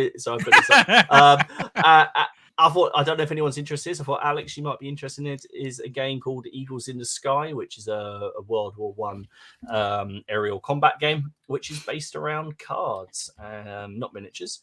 But you can have like little one-off missions, and there's even a campaign. So I was actually very intrigued by this, and I had to stop looking at it because I thought this is going to cost me money. So this is something to go have a look at. I don't know if anybody's seen this before, but yeah, look, there's an engagement rule book, which I think is what you do if you're just playing a one-off battle, and then you've got a campaign rule book. You've got lots of sheets to fill in and tokens to move around and things. So might be worth checking it out. Are we talking about Alex, the one that says that Haig was a donkey person? Not a donkey. Colour me interested. What? Which Alex are we? Alex, who's just commented. Alex, Storm Steel. Alex, Storm Steel. Oh, yeah, loves World War One. Yeah. I thought you said Alec. I was thinking Alec. No, Alex.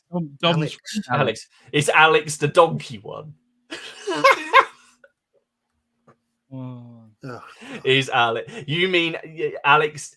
I think what he's trying to say is that Alex doesn't, and Alex knows a lot more about it than me. Describe the sort of rather dated like lions led by donkeys. Yeah, which, that's it. Yeah, and it's so that's what you mean, yeah.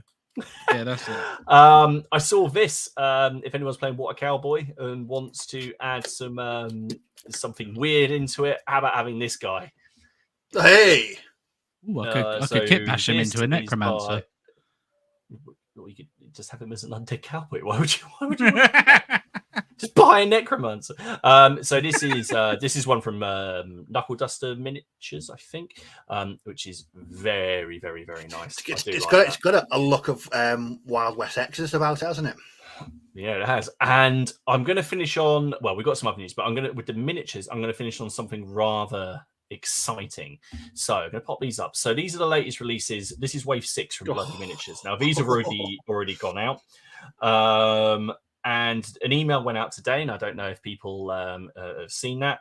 I was alerted to it by Matt, Robin, and Miller, and I believe Miller is having a trouser fire. So he's come out and he's sent in it, and really, really interesting. Now, if you remember, we had Rich on the stream. Should probably try and get him back, actually. It'd be really cool to, because that was after his first release, so it'd be really cool to see where he is now. So here's his plan for the rest of the year. So he's going to do he's got some mounted troopers, the flashing blades, lobsters, and moss troopers rides. So he is going to be hopefully so he's going to be doing he's doing mounted troops, basically, which everyone's been asking him for. But that's not the most exciting thing. He added this bit at the bottom of the email, and I'm going to quote the email here. Following the first release of our mounted figures, the next release after that, by the end of the year, I hope, will be a regiment of foot. In a shameless betrayal of the raison d'etre and the design philosophy of Bloody Miniatures, this will be a 20-man company of pike and shot. Despite spending 2 years trying to explain that the whole point of Bloody Miniatures is to provide different figures for the period and not the same old stock types produced by every other manufacturer, I constantly get requests for rank and file pikemen and musketeers. Several wise counsellors have pointed out that I'm merely cutting my nose off to spite my face and refusing to countenance a deviation from the concept. So why fight it? I give in. So he's going to release an entire regiment of new minis in that style. Of the Bloody Miniatures, and there's going to be multiple packs, and that is going to be awesome. They're going to fly. They are very, very, very excited. But as he's pointed out, if you sign up to the newsletter, go and have a look at it. He's basically stated in there that but the good thing is you can. He's got this like lovely catalogue of miniatures now that you can mix in. So you could have a little preacher in there, like chatting away. You could have a guy at the front who's drawn 2 pistols, who's going for it. So I am really excited about that. So no, we'll have to get him up. Jesus. Yeah. There we go. Miller says his trousers are pretty much now just ash. Now we're gonna put it on here because of course we like taking inspiration from films, and for those of you who are in this group and living under a box who haven't seen this, the trailer for Napoleon was released today. Ridley Scott's new film starring Joaquin Phoenix. It's got a lot of people very, very excited. It's got a lot of people in the Napoleonic forums very, very, very upset, which is that's so an added bonus, isn't it? It's interesting. Obviously it's Ridley Scott. Ridley Scott has got form for historical movies. Not everything he does is amazing, but he's done far more good than bad, for sure. Joaquin Phoenix is a great actor, and apparently, according to now, obviously this is according to the Wikipedia page. So I went and had a look. It's going to show the original production, like obviously this is, I don't know if this is still the case, and if things have hit the cutting room floor, was going to have 6 battles in it, from like Marengo, I assume, up to Waterloo.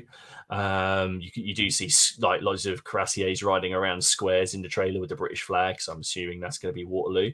But again, they said it's only got a 2.5 hour runtime, which seems like not long. But it's a Ridley Scott film. It's a Ridley Scott film. I think you could. That's, you know, you can pretty much assume there's going to be some form of director's cut out, which will be about an hour longer anyway, like the Kingdom of Heaven one. You going to go see it? Yeah. Steve? No. I've tried, and I just can't get interested in Napoleonics. It just doesn't do anything for me. So no. Plus, me spending 2.5 hours in a cinema, I would have to be removed for in installments. Yeah, from my seat. But no, it just doesn't hold any interest for me at all. The way I thought maybe it could work, I'll talk to Ken because Steve's going to sit here now and do a dom, is about getting in. I was wondering it because that's a lot of battles to fit in. So, and Ridley Scott usually does quite interesting things with time, with like the way that time moves in his movies. If you watch the last one, The Last Duel, which I actually liked, I try to ignore the bit where they have the joust with the helmets that are missing half the face. But he told that story from 3 separate points of view, and it's clever. So I was wondering if maybe it's going to be Napoleon like reflecting on his life rather than just going, oh, here's Napoleon, here's the rise of it, and it's just done in order. Maybe it's like the eve before Waterloo, and he's thinking back, and then you can have these quite big time jumps. You can have battles, and you know, you can fit it different parts of the battle, the different parts of the day. Or stuff like that, rather than just big turning points. I'm probably wrong, but you know, I just thought that it would be a way of getting in 6 battles into it. Is he's reminiscing about it before he fights his last battle. You know, I thought that would be cool, but I think it looks cool. It'd be one to go and watch and drag Steve to. Maybe it's out around CrackCon. That'd be ace. We'll take Steve. If it is, we'll just go en masse. And the other thing we should probably just mention is the Hornby has bought 20. Is it 20? Yeah, it's 25%. 25%. Yeah. Of Warlord Games, with the option to buy a majority share in 2 years for. Welcome to the Choo Choo Club. 1.5. Brilliant. Great. Let's hope that they run it as well as they've run Hornby. But yeah, that's a bit surprising, isn't it? I wasn't expecting that. And then you got the news about Warlord getting the is it the Napoleonic range from Emperor Toad's Emperor's Toad, yeah. No, I wasn't surprised after I had a chat with the guys at Hornby and said, "You want to get involved with Warlord Games?" Sorry, no, I've just seen his comments. This is amazing. The battles in the trailer are great. I don't care if Napoleon in the movie is wearing an Elvis jumpsuit riding a rainbow unicorn. The battle. And if you could paint up a Napoleon like that and pop it over in those Facebook groups, that would be ace. Like I said on the Facebook group today, I'd have paid good money to have Michael Bay direct that film. Oh, God. I posted it. I don't know what happened to it. I watched a Michael Bay film on DVD, and I was quite inebriated. This is when I was at university, and I used a compass to scratch "this is shit" into the DVD. And obviously I don't know what Michael Bay's address is, but I put it in an envelope, just put to Michael Bay Hollywood, and put it in a letterbox. Do you reckon he got it? I hope so. He hasn't made a lot of films recently. You haven't been. Were you charged postage for it? Oh. I don't know. God knows what ended up in that letterbox. It was next to a kebab van. That's probably mine was probably the least offensive thing in there. The last Michael Bay film I watched was I was dragged to the cinema in about 2009 to watch Transformers 2, and I'm still recovering from that. It was just terrible. Yeah. Terrible film. I'm not a fan. The one Michael Bay film that I enjoy as a guilty pleasure is The Rock with Nicolas Cage and Sean Connery. Unfortunately, it has Nicolas Cage in it, but it does have Ed Harris and Sean Connery. and there is a scene where Nicolas Cage does nearly melt, so it is quite good. I'm not a fan. So I worked out. I worked out the other day. The only Nicolas film I've seen is I can't even remember the name of it, and he's not even a main character in it. What's that comic book teenage thing? I can't remember. It's just obviously dripped out of my brain. It was so bad. But I've never watched any of his films because I can't bring myself to do it. What, Nicolas Cage? Am I thinking of the same? I'm not thinking of the same guy. The guy in Con Air, who's that? Yeah, that's Nicolas Cage. Heat was Michael Mann, not Michael Bay. Heat's Michael Mann. Yeah, I watched that last Friday. That I said to my mate, I know we're going on a film tangent, but the bank heist scene in Heat never fails to entertain. It's just one of the most film scenes. That's the one kick ass. He gets set fire on that as well, doesn't he? Yeah. Yeah. Only they're more successful in that.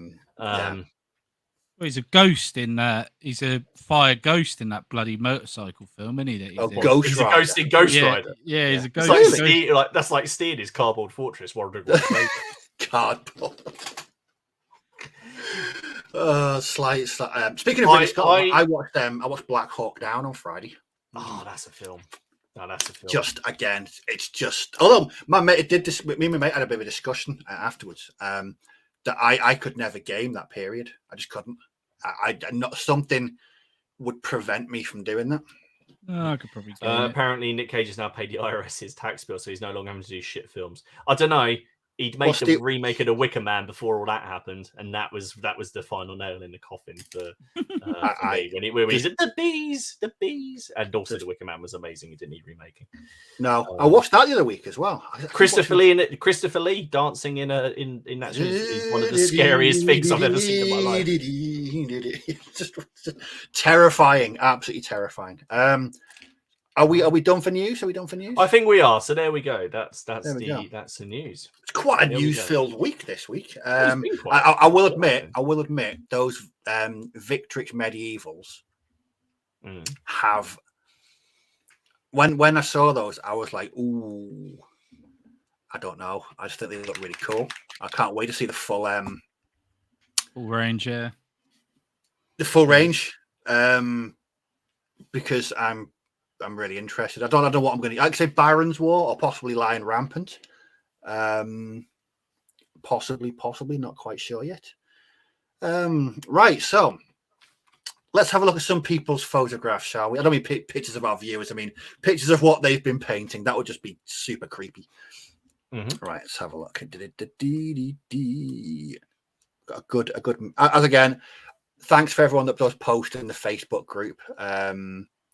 If you aren't a member and you want to, womble across to Facebook, answer Dom's questions 3, and you'll be let in. And just so much good. He's in Shropshire and he's on the way back from Shropshire, so he can't prove any at the minute. Yeah, we'll be able to do it. Yeah, we're slightly lax when it comes to those questions. Yeah, we just go, is there an answer there? Yeah, okay. Yeah, that was the one the person I let in who just replied yes, and yes. Yeah. I didn't think about it. But, yeah. Have they mashed the keyboard with their head? Yes, come on in. It's all good. Right, so a good mix. Again, we can't choose it. We can't pick everybody. So I've tried to do a good mix of periods and types and stuff. So first up are some light French lancers from Aaron. Look at them. Nice. They're nice. Oh, is that very nice? Oh no, they are 4 bases. I thought they were all on just one massive base. Oh, I would approve of that. They are very nice. Very nice. I think most of my lancers now are missing their tips. I need to redo mine at some point. The plastic waller ones, yeah. Yeah. That sounds painful, doesn't it? Oh god, let's carry on, film. No, I love the basing on those. It looks really realistic. Very nice. No, very, very nice.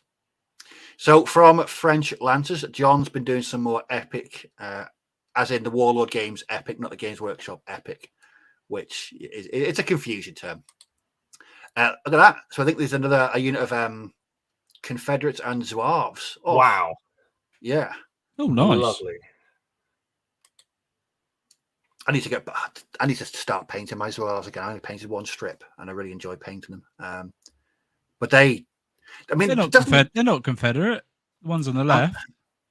I don't know what they're. I don't know what they are, but they're not Confederate. No, they're not. Are they? I think I thought the description said Confederate. Are they Confederate? I don't know. Are they Confederate? Are they Confederate Zouaves? I don't know. I've never seen that flag before.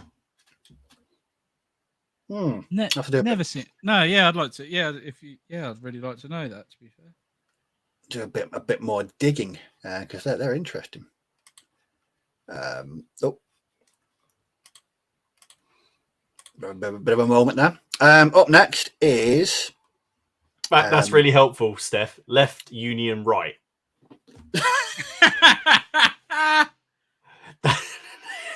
Louisiana Tigers. Oh, okay. What side were they on, please? They'd have been on. Oh, they are the rebels. Yeah, because I know both sides are Zouaves. Okay, now here's something that I've got these myself. Well, I did them myself a couple of years back from Ian. Some Polish Airborne. Oh, nice, yeah. They're fantastic. I love the smoke effect he's got on those. Really, really good. Yeah, we actually had a bit of a discussion in the Facebook group about these because the Polish don't get their own theatre selector. They did their own any unit rules. You just got to use the British theatre selector and just use them as Polish Airborne. Because I think Don was saying that the unit structure was different. So hopefully, moving forward, we might get better rules for the Polish Airborne. It just reminds me of Gene Hackman from Bridgerton. Yeah. Sosabowski. Right, okay, this one, I asked for this last week, and Dan didn't disappoint. Now, do you know Dan's been painting his 10mm fantasy? Oh, yes. I know. He's finished it. He's done his Bretonians. Just check those out. 10mm. I love the buildings as well. Just insane, isn't it? Yes. I actually made the mistake of going onto the website that sells these the other day. I've got them all, Steve, if you want them. And I literally had to. They're nice, aren't they? They're lovely. The detail for 10mm is just crazy. It's just insane. It really is. But the range and the just everything about it. I want to paint them. But I don't think my mate would play at 10mm like that. I just don't think he would, and he certainly wouldn't paint them at 10mm anyway. But no, thanks for showing that, Dan. I was really intrigued to see the overall. I mean, imagine two armies of that scale. You don't need a 4x4 or a 3x3 board. No, you could do it on a 2x2. Or we could do a 3x3 just to get some really cool, decent maneuvering. Yeah. No. Bit of scenery now from Jonas. He's been working on his D-Day board. We have a nice bunker here. Oh, cool. Oh yeah, very, very nice. So I think he said he's planning to do a ball testing game on D-Day next year. But that's really good. Is that the Warlord kit, or is it 3D printed? Or is it resin? I don't know. I really, really don't know. Do apologize. Oh, my hay fever just kicked in. Sorry about that. Right, what's next? This is Dom's not here. Space Wolves and Nathan. Yes. Some Terminators. Very cool. They are nice. And I do like the blue grey he's used on that. It's not every time Space Wolves. It annoys me. I don't like the bright blue. You're so nostalgic. You're so nostalgic. I know. I just had to get it in, given what we've been chatting about tonight. But they are good. What I like about them as well is the he just cleaned his pencil.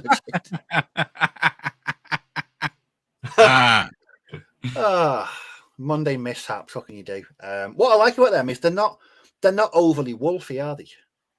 They haven't got No. massive pelts and skulls hanging off every bit of armor you can find. Yes. They're just nice. I really like them. Sticking with a bit of Games Workshop. Matthew has been doing high elves.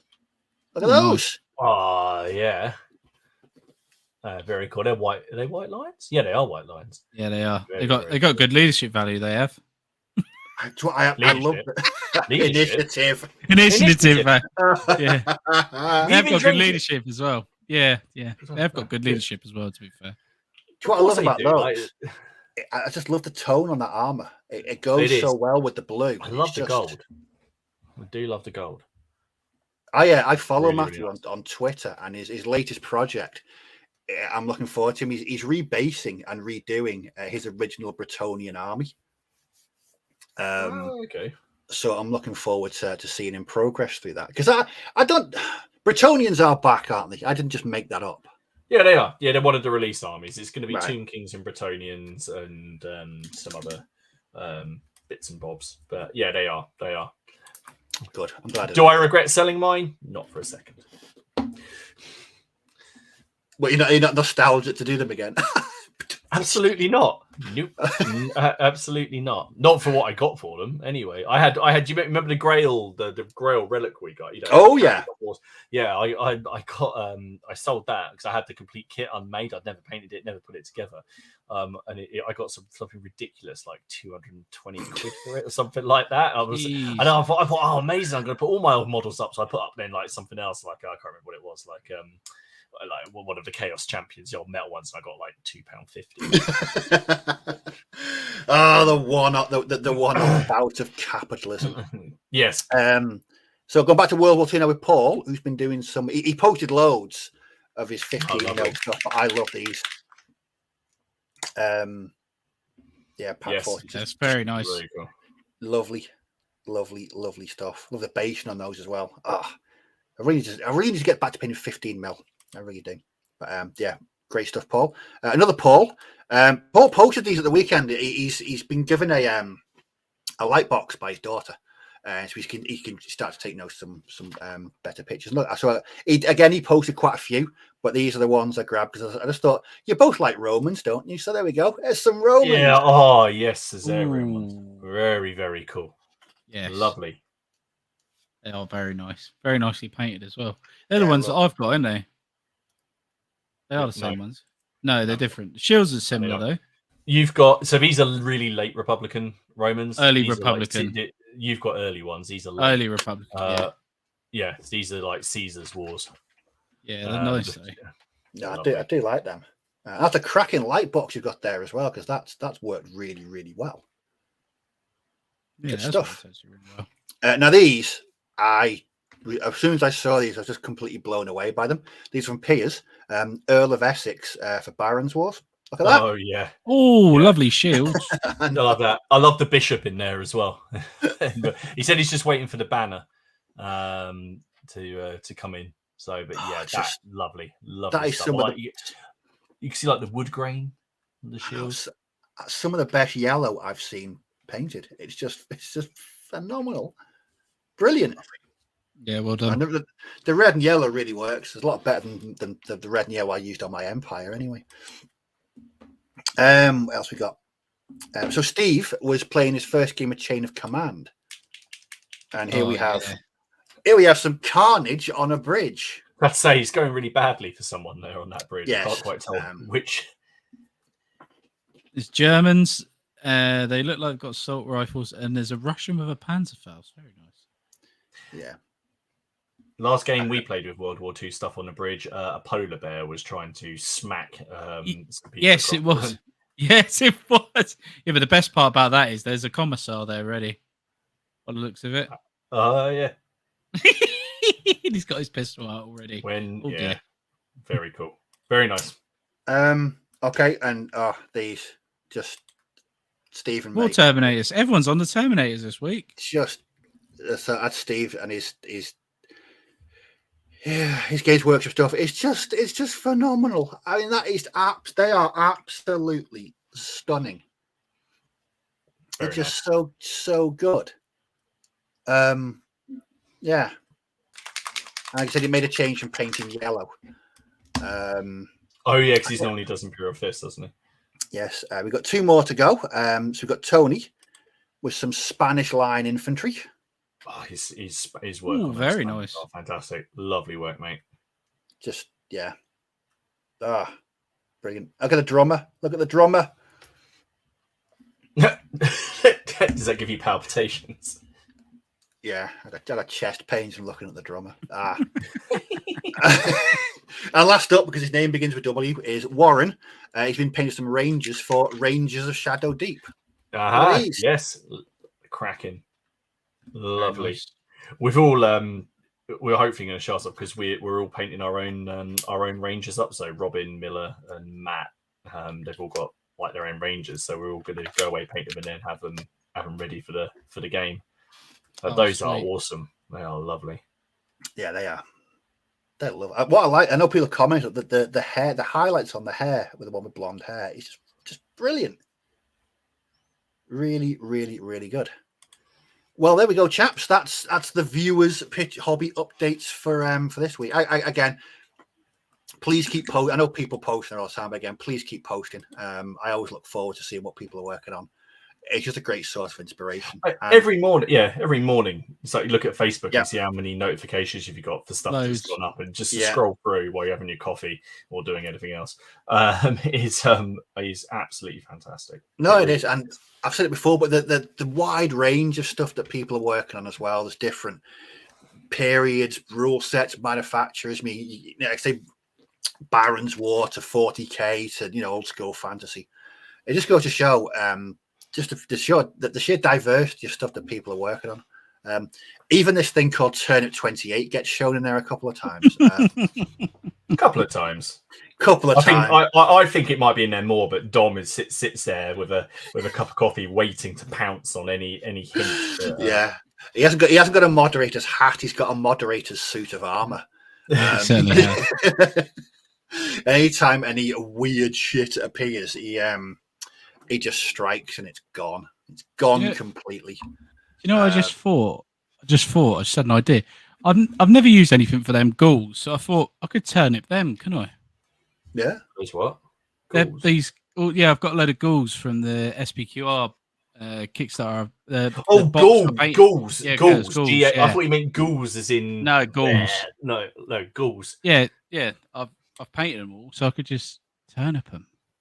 Ooh. I think you can. I'm of the opinion you can pretty much turnip most things, especially Napoleonic. If I send you some of my minis, are you going to turnip them? No. Well, I don't mind if you do. I think you should. You're going to send a waiver. No, I mean, I honestly think no, because a lot of people do. I was looking at some before, and people had used bodies from the 100 Years' War, Wars of the Roses. And attach Napoleonic muskets to them. Yeah. They look awesome when they do that. And they do look good. I mean, that's what I was commenting on a few comments on my video yesterday.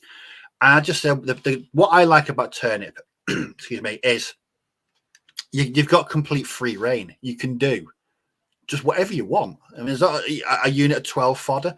You can put them in Napoleonics. You have medieval knights. Some guy said that he was building his Turnip 28 army using Victrix Bavarians and 100 Years War Knights and green stuff. I can't wait to see them. That sounds awesome.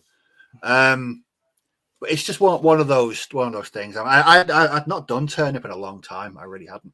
So it was good to get back to being very, very messy painting, sticking tufts on anything I could find. It was just a lot of fun. That stump gun was I just enjoyed doing that. I just enjoyed doing it. Right, we're at 21:59, so we're nearly all done for another week. Again, big thank you to everyone that's watching on the catch up. And again, don't forget to head over to Boards and Swords Hobbies. Use the code PCP5 when you check out to get an additional 5% on your order, on top of the already discount you're going to receive from Boards and Swords, because they are that way inclined when they sell you things. Right, next week. Who's up next week? No idea. I have a feeling it's Ken. So yeah, I think it is. I think Dom's the week after, but we will confirm in the group. I know it's not me. No. So you're probably right. It is me actually. So it will come up. Ken will think of his topic next Monday about 7 p.m. So we'll be sure to get it on there. But no. We'll get the we just with Dom being away.